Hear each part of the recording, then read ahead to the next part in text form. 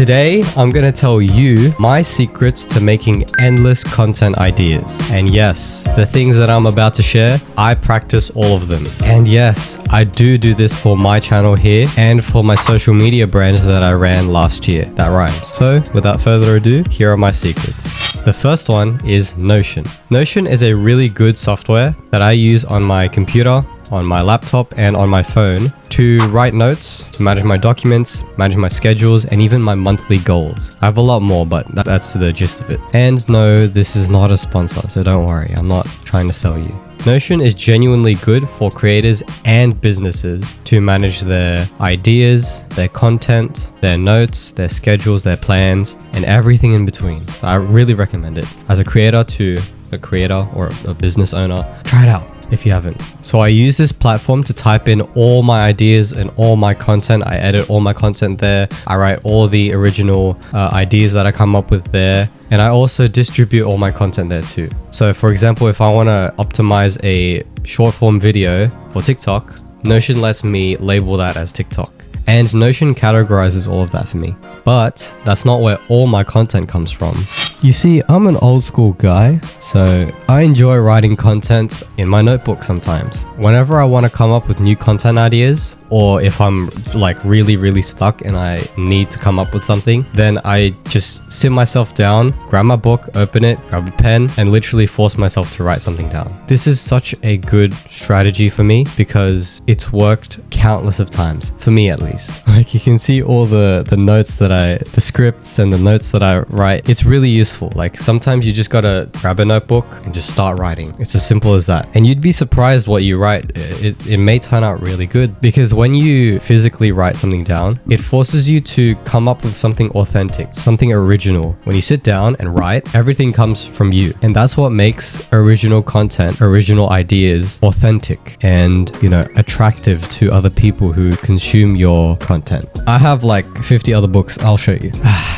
Yeah, these include my journals as well, but they're all like my stuff. So yes, I like writing stuff down, and it's important. I need to come back to this. If you want to try this, please write without any distractions. Do not watch YouTube, don't watch Netflix, don't watch anything else. Don't put anything in front of you, right? Reduce as many distractions as possible so that you can get your creative brain going. And when you have no distractions, you have no choice but to write, right? The thing is, it only takes one idea you can come up with to spark another idea, and then another and another. So it's like a chain reaction. Sorry, not a chain reaction. My best tip for writing content on your notebooks is to start as easy as you can. Start at the smallest possible idea that you can come up with. So you come up with one thing and it'll lead to another and another and another. And it gets better and better every time, right? So it takes practice. I do this by writing simple prompts or like topic notes. So for example, for this video, I wrote down a few dot points. Intro, talk about Notion, talk about Notebook, and then talk about the other stuff that I'll talk about later. That's basically my notes. And then I just get into writing each one.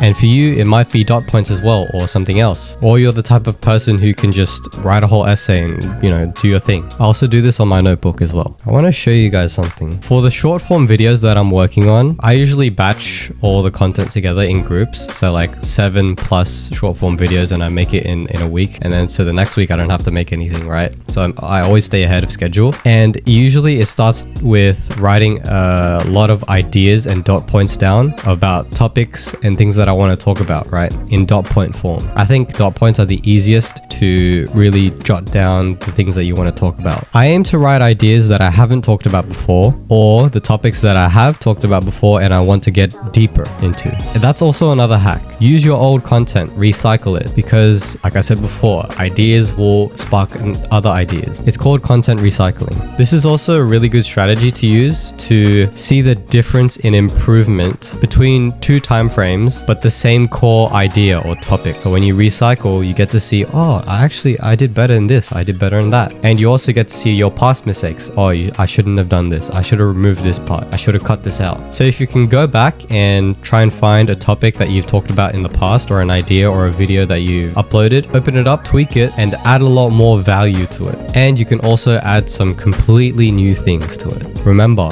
everything comes from you and your creativity. The thing is, I can't be out here telling you how to create and write more of your content, right? It's not my job, it's yours.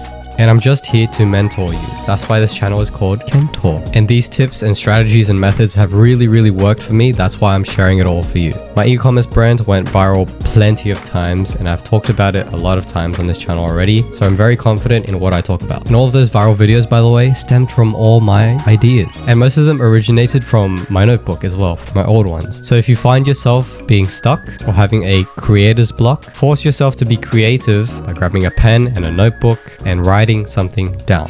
Another tip that's very practical is to niche down your ideas. This method is where you take a broad or general topic and niche it down to a more specific idea or topic. The more niche, the more ideas you get. One broad topic can lead to 5 subtopics, and those 5 can lead to even more niche topics and more and more and more. It's practically never ending. So let's try it out. Let's say you make gym content, right? Very generic, very broad. If you want more and better ideas, you can niche down into gym content for teenage beginners, and then you can niche even more down, gym content for teenage sports athletes, or even more niche, gym content for teenage basketball players who want to put on muscle mass, and even more niche, beginner gym content for basketball players aged 14 to 17 looking to gain muscle mass while eating whatever they want without gaining body fat. See how that is just completely random, but it's a good idea and a good topic for a specific audience. And when you target a specific audience, that avatar will listen to you, because the more you know your audience, the more you know a specific avatar, the more they'll trust you and be like, oh, this guy knows me. This guy knows what I like. This guy knows what I want. So it's a pretty simple strategy, but if you practice using this again and again, you'll literally never run out of content ideas.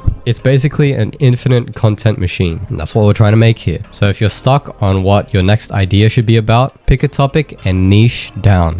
Now I'll move on to the more specific habits that I practice every day to make more, better, and new content ideas. The first one is listening to ambient sounds. So if you search up on YouTube ambient sounds, you'll see like really long videos of just sounds and soundtracks of, you know, relaxing and calm music and background noise. I have about 4 playlists of like completely different themes, and it really helps me in focusing and not pulling me towards any distractions like checking Instagram, checking my phone, checking any messages, checking any YouTube videos. When I have sounds that are in the background, it's like I'm there. I'm just completely lost, right? And that's good. That's what you want. My favorite ones to listen to are Minecraft ambience and sci-fi ambience. They're both really good. These are my preferences, but there's like so many on YouTube that you can just go ahead and listen to. So whenever I want to turn on my creative brain, I need it to be calm at first, right? I can't have any adrenaline rushing into a creative process. So I put on ambient sounds in the background. And here's a bonus tip.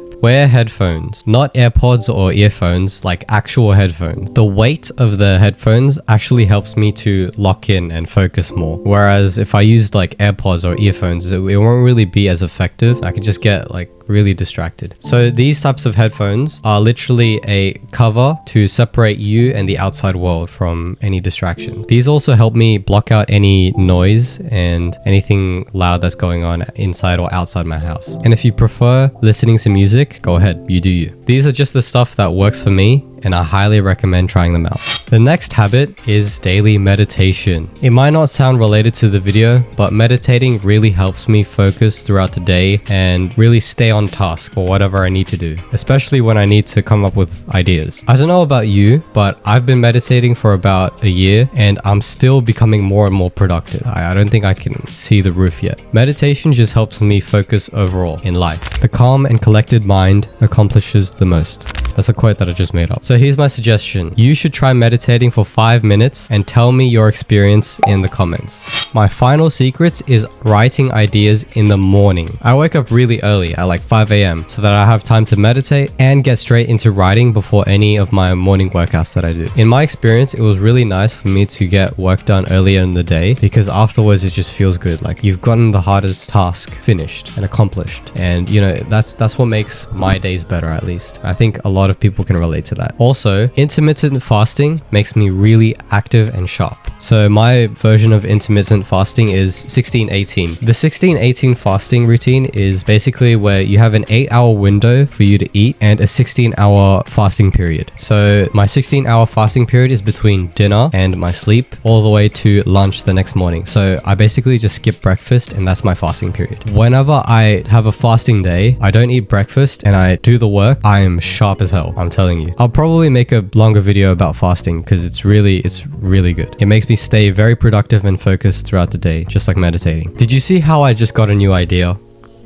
Let your creative mind be free. Anyways, try writing your first idea in the morning before you eat any breakfast or your first meal. It works tremendously for me, and I know it works for other people too. If you made it this far, I love you, and I hope this video did enough for you to subscribe because I have a lot more content inside this channel. But if not, please give me another chance by watching this video here, and have fun writing.